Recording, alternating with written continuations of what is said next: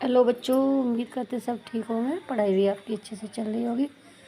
और हम बताएंगे अब तुम्हें 12th क्लास की केमिस्ट्री के प्रैक्टिकल अब तुम्हारे होने जा रहे हैं, तो इसके बारे में बताएंगे कैसे फाइल को लिखना है, तुम्हें क्या करना है। ठीक है, तो तुम्हारी प्रैक्टिकल की जो फाइल होती है उसमें नंबर ऐड होते हैं फाइल के भी। ठीक है, तो कम से कम प्रैक्टिकल की फाइल अभी से बनना शुरू हो जाएंगी और ये बनेंगी तुम्हारी यानी जनवरी तक पूरी तरह से कंप्लीट हो जानी चाहिए, क्योंकि जनवरी के बाद फिर क्या होने लगते हैं, जनवरी में हो सकता है जनवरी में हो जाए तुम्हारे प्रैक्टिकल या दिसंबर के लास्ट में। तो दिसंबर तक पूरी तरह से कंप्लीट करके रख लो फाइल को। ठीक है, अब जैसे तुम्हारा होता है कि फाइल में कितने प्रैक्टिकल होने चाहिए, तो वो हम बता रहे हैं। कम से कम 10-12 प्रैक्टिकल तो फाइल में लिखे जाने चाहिए, जिससे फाइल कंप्लीट हो जाए। तो देखो ये फाइल में यानी तुम्हारा है जी पहला प्रैक्टिकल, जैसे फेरस अमोनियम सल्फेट का। ठीक है, NY20 M/20 या NY20 कुछ भी हो सकता है। तो इस तरह से ये दिया हुआ है और मैं आपको दिखा रही हूँ। ऐसे ये इस तरह से फाइल को बनाना है। फिर ये लिखने के बाद ये पूरा फिर लेफ्ट पे देखो, लेफ्ट पे जाना है, इस तरह से ये लिखना है। ठीक है, ये तुम्हारा पहला प्रैक्टिकल है, इसको लिखना है। फिर देखो इसके बाद इस तरह से इसको लेफ्ट यानी राइट पे कंप्लीट करोगे। फिर ये तुम्हारा लेफ्ट पेज है, इस पे जाना है इस तरह से ये, फिर इसको कंप्लीट करना है ऐसे। ठीक है, यानी पहले तुम्हें क्या करना है, सबसे पहले लिखना है तुम्हें जैसे उद्देश्य। क्या लिखना है? उद्देश्य। सबसे पहले हेडिंग क्या पड़ेगी हमारी? उद्देश्य। उद्देश्य के बाद क्या आएगा? हमारी आवश्यक सामग्री। सामग्री के बाद क्या? सिद्धांत। सिद्धांत के बाद जो हमारा समीकरण होता है उसको लिखते हैं। उसको लिखने के बाद फिर हम प्रेक्षण, ये देखो दिया हुआ है, प्रेक्षण लिख ले, जो रफ पेज है हमारा। अगर रफ पे ना लिखना चाहो तो इधर भी लिख सकते हो तुम लोग। ठीक है, इधर भी लिख सकते हो, ज़रूरी नहीं है कि इधर ही लिखो तुम। तो इस तरह से ये हो जाएगा तुम्हारा। अब जैसे सावधानियाँ लिखते हैं, फिर समीकरण, आयनिक समीकरण लिख दिया। आयनिक समीकरण के बाद जैसे हमारी ये देखो टेबल इम्पोर्टेंट होती है, इसमें ये टेबल बनी हुई है ये। ठीक है, इसमें हम देखते हैं जो वैल्यू लेते हैं ना हम लैब में, उसकी वैल्यू लिखते हैं यहाँ पर टेबल में। ये टेबल दिया है। फिर देखो इधर ऐसे गणना करके लिखना है। फिर लास्ट में जाके लिखी जाती हैं हमारी सावधानियाँ। क्या लिखी जाती हैं? सावधानियाँ। तो इस तरह से सावधानियाँ लिखनी है तुम्हें। फिर देखो तुम्हारा ये प्रेक्षण लास्ट वाले का। अब जैसे आता है तुम्हारा अगला नंबर प्रैक्टिकल का। पहले ये तुम्हारे टाइट्रेशन वाले पहले लिख लेने हैं, जैसे फेरस अमोनियम सल्फेट NY30। वो कौन सा था? NY20 और M/20 और ये M/30। ठीक है, तो इस तरह से कई दिए हुए थे, तो एग्जामिनर आके हमें कोई भी प्रैक्टिकल दे सकता है। तो ऐसे ही हम लिखेंगे, पहले उद्देश्य डालेंगे, फिर आवश्यक सामग्री, सामग्री के बाद फिर सिद्धांत। ठीक है, सिद्धांत के बाद ऐसे ही लिखते जाएंगे। फिर देखो लेफ्ट पेज पे ऐसे लिखेंगे, ये इसको लिखना है ऐसे। और चाहो तो तुम लोग साथ साथ स्क्रीनशॉट भी ले सकते हो, और स्क्रीनशॉट नहीं लेते हो तो तुम्हें PDF में मिल जाएगी। ठीक है, लिंक पे जाके PDF देख लेना। उसके बाद देखो ये आयनिक समीकरण, ये सारी वैल्यू लेनी है तुम्हें। 6.5 6.5 ऐसे 6.7 6.7 6.9 6.9 इस तरह से। ठीक है, और ऐसे ही वैल्यू निकालनी है, फिर इस तरह से गणना करनी है।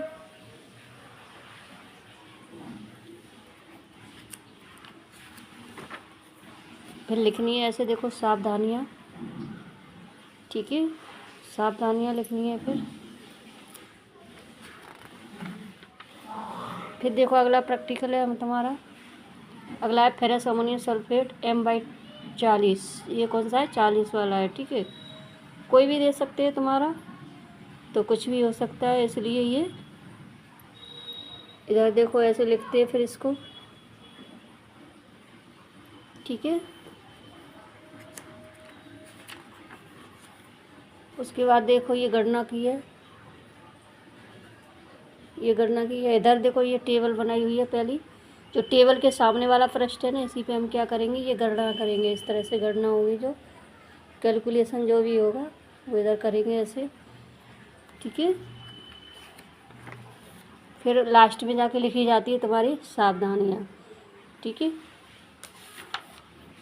परिणाम तुम्हारा क्या हुआ, परिणाम में क्या आता है, ये हेडिंग डालनी है तुम्हें, परिणाम। परिणाम के बाद जो भी आया आंसर, उसके बाद लिखेंगे हम सावधानियाँ।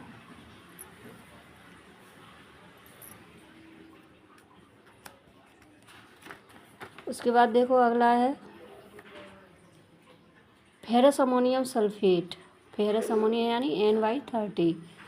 जब तक तो हमने M/2 पढ़ रहे थे, अब कौन सा आएगा हमारा NY। तो NY भी लिखे जाते हैं ऐसे ही। तो आवश्यक सामग्री, आवश्यक उपकरण यानी फिर सिद्धांत। सिद्धांत के बाद फिर हम लिखेंगे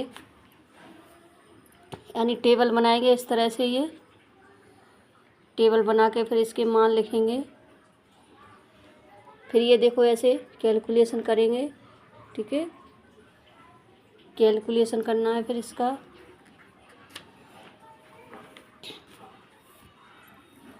गणना देखो इस पेज पे हुई है इधर इस तरह से।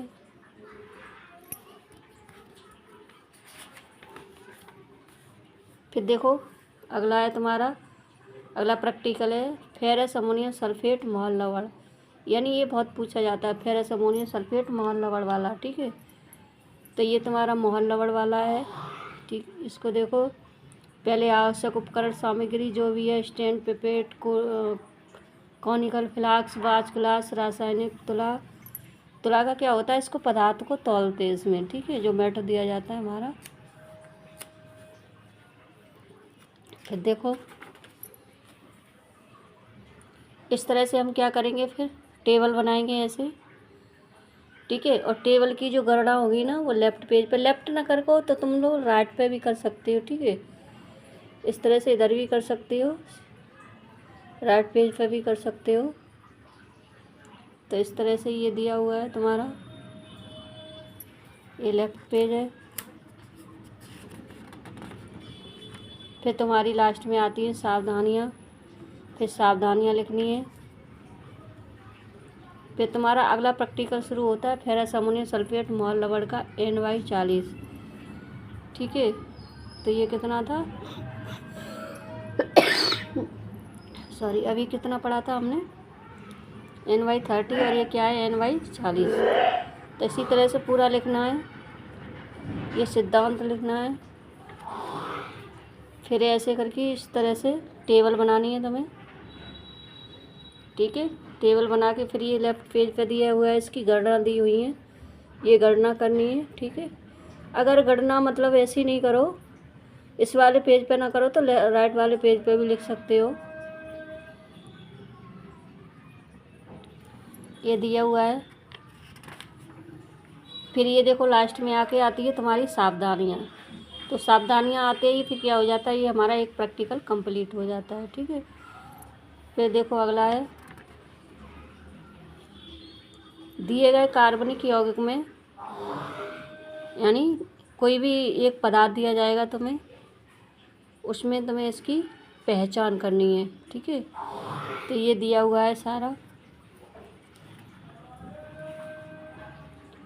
फिर ये ग्रुप दिया है, क्रियात्मक ग्रुप कौन सा होगा उसके बारे में लिखोगे,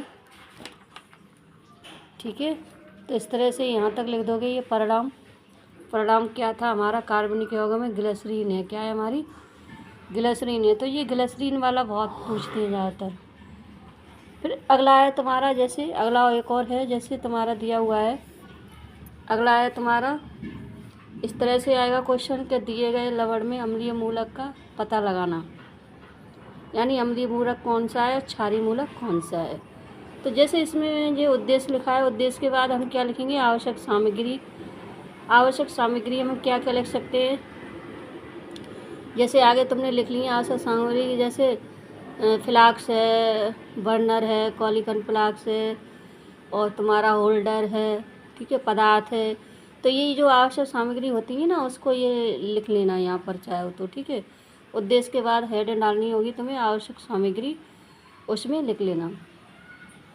फिर सेम ऐसे ही सारणी बना, प्रयोग, प्रेक्षण, निष्कर्ष, और फिर यानी शुष्क परख नली में थोड़ा सा लवण लेकर हम क्या करेंगे, तो इसमें उपस्थित है या नहीं उपस्थित है इसके बारे में, यानी संभव है। 2 बार अगर निश्चित हो जाए तो प्रैक्टिकल कंप्लीट हो जाता है फिर। तो इस तरह से ये है परिणाम दिए गए, लवण एसीटेट, ठीक है, मूलक उपस्थित है। कौन सा मूलक उपस्थित है,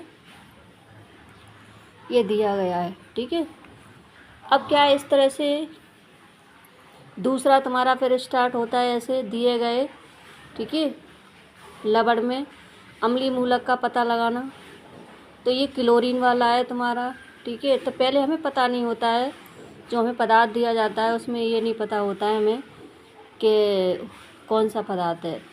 अब जैसे ही हमने शुष्क परख नली में थोड़ा सा लवण मिलाकर लेकर तनु H2SO4 मिलाने पर रंगहीन तीक्ष्ण गंध वाली गैस निकलती है। तो इस तरह से इसको करते हैं। तो ये संभव है या नहीं, पहले उद्देश्य के बाद हम क्या लिखेंगे, उपकरण यानी आवश्यक सामग्री क्या है। ये हेडिंग अपनी तरफ से भी डाल सकते हो तुम लोग, उद्देश्य लिखना, उद्देश्य के बाद फिर हेडिंग डालना आवश्यक सामग्री, और आवश्यक सामग्री में फिर लिख देना पदार्थ, पिपेट, ठीक है, और तुम्हारा बर्नर, कॉनिकल फ्लास्क, ये सारे पदार्थ क्या होता है वो पदार्थ लिख देना। तो ये सभी आवश्यक सामग्री में आ जाता है।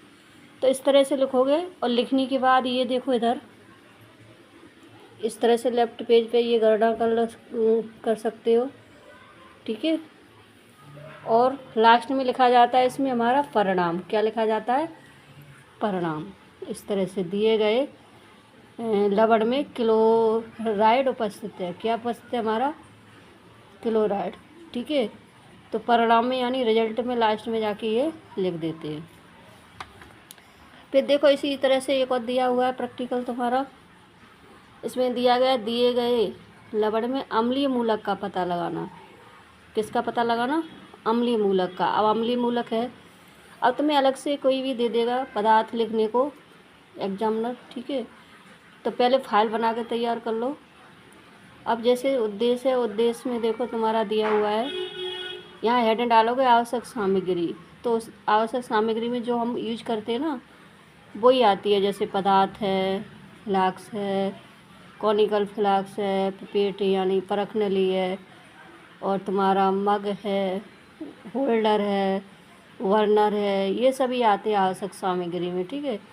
तो यहाँ अपनी तरफ से उद्देश्य डालोगे, ये लिखोगे, और उद्देश्य के जस्ट बाद क्या डाल दोगे तुम, आवश्यक सामग्री।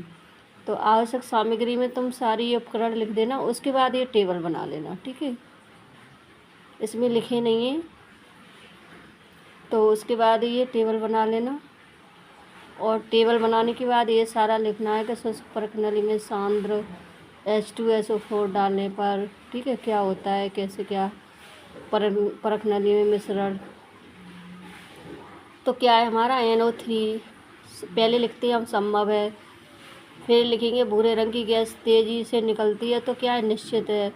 फिर निश्चित के लिए हम एक और परीक्षण करते हैं लवण का आश्रित जल में, तो क्या हो जाता है, ये फिर से दोबारा से अगर रिजल्ट सही आता है तो वो निश्चित है, ठीक है।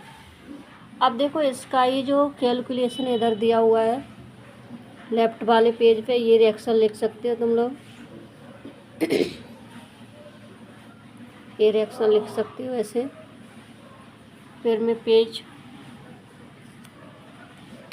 को हटा के और दिखाती हूँ तुम्हें, ठीक है। तो ये उपस्थित है, अतः दिए गए कार्बनिक में नाइट्रेट यानी NO3 उपस्थित है। इस तरह से इसको लिख सकते हैं, ठीक है। फिर देखो अगला प्रैक्टिकल हो जाएगा तुम्हारा, अगला होगा दिए गए अम्लीय मूलक में, ठीक है। अब किसका SO4 -2 उपस्थित है या नहीं है, ये भी बहुत आता है। तो तुम्हारा ये हो जाएगा इस तरह से, ये लेफ़्ट पेज पे ये दिया हुआ है, इसकी गणना लेफ़्ट पैनल को तो तुम यही लिख सकते हो, ठीक है। फिर आता है तुम्हारा क्षारीय मूलक। अब तक हम क्या देख रहे थे, अम्लीय मूलक, अब क्या है हमारा क्षारीय मूलक। ठीक है, तो दिए गए लवण में क्षारीय मूलक का पता करना। तो क्षारीय मूलक क्या होंगे, पॉजिटिव यानी प्लस की, और अम्लीय मूलक क्या होते हैं, निगेटिव होते हैं। तो इस तरह से ये दिया हुआ है। देखो उद्देश्य में वही लिखना है। उद्देश्य के बाद फिर तुम्हें एक और हेडिंग डाल देनी है, आवश्यक सामग्री। क्या डालोगे, आवश्यक सामग्री। इसमें उपकरण वही हम यूज करते हैं वो लिख लेना, जैसे फ्लास्क और तुम्हारा बर्नर, पिपेट, परख नली, ठीक है, पदार्थ, ये सारे ऐसे ही लिख देना 2-3। अब ये दिया हुआ है क्या है हमारा, NH4 है यानी अमोनियम। अब हमें किसका परीक्षण, हमें पदार्थ क्या दिया हुआ है, यानी अमोनियम दिया हुआ है। तो अमोनिया, इसमें अमोनियम है या नहीं है, इसके लिए हमें प्रैक्टिकल करना होगा। तो ये सारे हमने यानी मिश्रण में तनु NaOH मिलाकर गर्म करने पर, तो इस तरह से लिखेंगे इसको। फिर इसकी जो रिएक्शन दी हुई है वो इधर दी हुई है, क्षारीय मूलक की, ये लिख सकते हो ऐसे, NH4Cl यानी अमोनियम क्लोराइड और सोडियम हाइड्रोक्साइड। ठीक है, तो इस तरह से ये परिणाम क्या निकला हमारा, यानी दिए गए अम्लीय मूलक में अमोनियम उपस्थित है, यानी NH4 उपस्थित है। फिर देखो अगला है तुम्हारा, दिए गए लवण में क्षारीय मूलक का पता लगाना। ये भी बहुत आता है। ठीक है, क्षारीय मूलक का पता लगाना ये भी बहुत आता है। तो ये ऐसे ही लिखना है, और इस तरह से ये इस पर ऐसे ही रिएक्शन दी हुई है। ठीक है, तो तुम्हारे 8-10 प्रैक्टिकल लिख लेने हैं। उसके बाद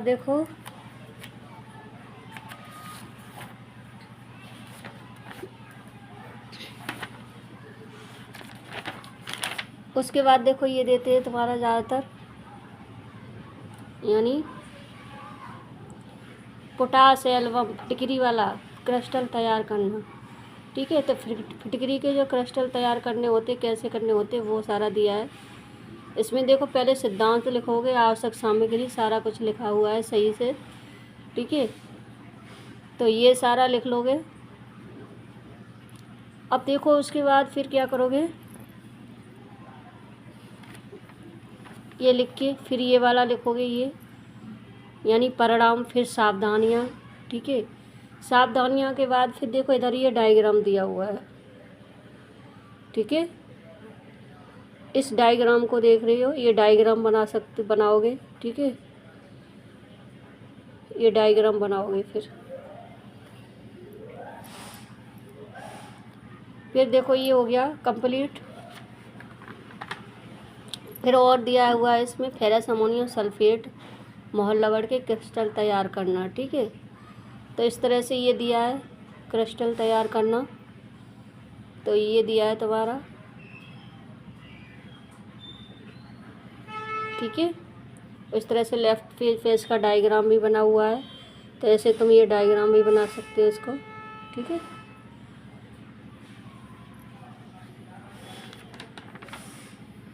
फिर ये परिणाम के बाद लिखोगे सावधानियाँ। ठीक है, जो रेड सा दिख रहा है ना, क्रॉस सा, ये क्रॉस सा नहीं है बेटा, पीछे जो दिया हुआ है ना तुम्हारा रेड, वो चेक है, पेज इधर दिख रहा है। अब देखो अगला है तुम्हारा ऑक्जेलिक अम्ल। ये ऑक्जेलिक वाला बहुत पूछते हैं, NY30। ठीक है, इनमें से कोई तुम 8-10 प्रैक्टिकल लिख सकते हो छांट के, ये दिया हुआ है। फिर देखो लेफ्ट पेज पे इसकी इस तरह से जो तुम्हारे सर लिखवाएं ऑक्जेलिक अम्ल का, तो ऑक्जेलिक अम्ल का लिखना, अमोनियम फेरस अमोनियम सल्फेट का लिखवाएं लवण मोर का, तो वो लिखना। ठीक है, जो तुम्हारे यहाँ लिखा जाता हो उसको लिखना होता। फिर देखो ऐसे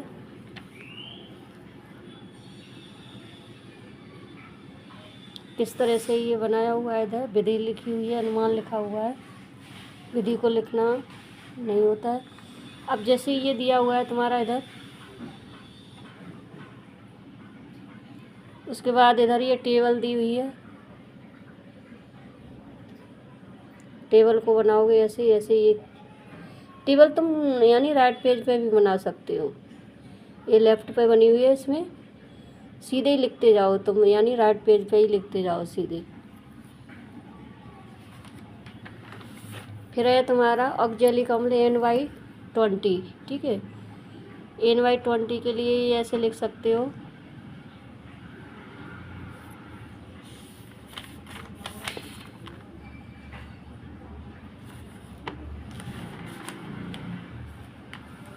अभी NY10 था वो, अभी ये NY20 वाला है, ठीक है।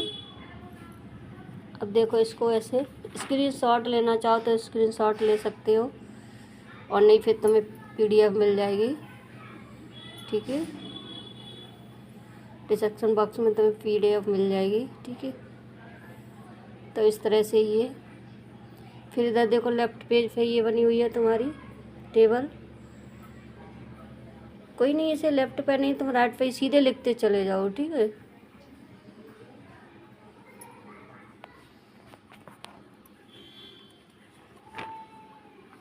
उसके बाद ये देखो परिणाम के बाद फिर सावधानियाँ, और सावधानियों के बाद फिर इधर देखो ये टेबल बनी हुई है तुम्हारी। तो इस तरह से जैसे परिणाम निकल आता है ना इसका, तो प्रैक्टिकल कंप्लीट हो जाता है।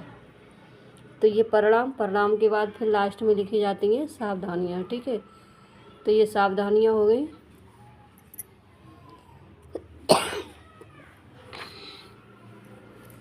उसके बाद देखो अगला है तुम्हारा, ये तुम्हारे स्कूल में जो कराया जा रहा हो उसको करना है। ये है फेरस अमोनियम सल्फेट मोहर लवण, यानी फेरस अमोनियम सल्फेट का है ये। फेरस अमोनियम सल्फेट की सहायता से NY10 का, किसका?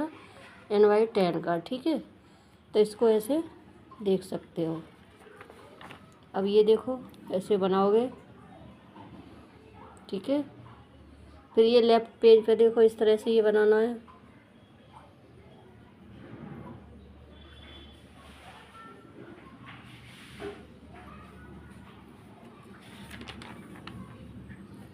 उसके बाद तुम्हारा ये परिणाम निकल के आया, और फिर ये लिखना है तुम्हें, ये टेबल बनानी है इस तरह से।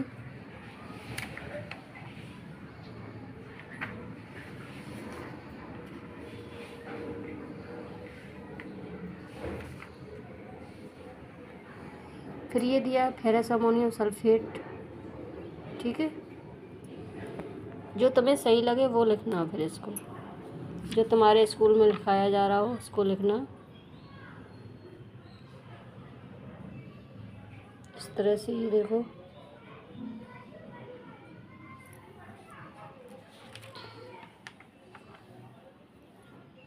ये दिया हुआ है ऐसे परिणाम, और लेफ्ट पेज पे ये सारणी बनाओगे ऐसे, ऐसे लिखनी है फिर इसको, ठीक है। तो इस तरह से ये तो कम से कम 8-10 कंप्लीट अपनी फ़ाइल में लिख लेना। फाइल को पहले से कंप्लीट रखो, ताकि प्रैक्टिकल यानी नवंबर दिसंबर के बाद कभी भी हो सकते हैं। तो प्रैक्टिकल के लिए पहले से तैयार रहो और पूरी फाइल बना के पूरी तरह से कंप्लीट कर लो।